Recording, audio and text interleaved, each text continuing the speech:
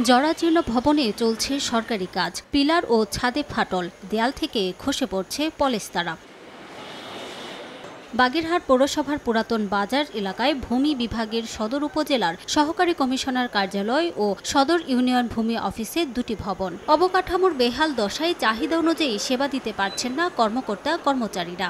বর্ষায় দেয়াল ও ছাদ দিয়ে পানি পড়ে আসবাবপত্র ও প্রয়োজনীয় নথিপত্র নষ্ট হচ্ছে। কক্ষ সংকটে বসতেও পারছেন না কর্মচারী ও সেবা প্রত্যাশীরা। ঝুঁকি নিয়ে চলছে 9 ধরনের সেবা প্রদান।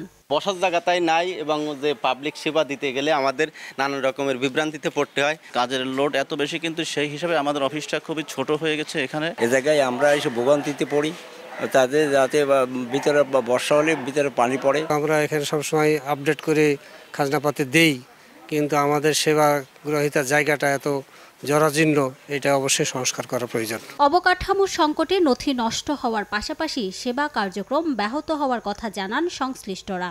আমাদের নিজেরই আসলে কোনো কাগজপত্র রাখা, কোনো একটা র্যাক রাখা, কোনো কিছু রাখা, উপরে রেকর্ড রুমের অবস্থাও খুবই খারাপ, যেখানে পানি পড়ে অধিকাংশ কাগজপত্র নষ্ট হয়ে যায়। তবে নতুন ভবন নির্মাণে মন্ত্রণালয়ে লিখিতভাবে জানানো হয়েছে বলে জানান উপজেলা নির্বাহী কর্মকর্তা।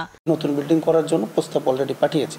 আমরা আশা করি এটা খুব দ্রুত কার্যক্রম শুরু হবে এবং শুরু হলে আমাদের বাগেরহাট মানুষের ভূমি সেবা সংক্রান্ত সেবাটা আর সহজে আমাদের ভূমি অফিস থেকে দিতে পারবে। বাগেরহাট সদর উপজেলা 10টি ইউনিয়নের মধ্যে 5টিতে ভূমি অফিস রয়েছে, বাকি 5টিতে নেই কোনো কার্যালয়।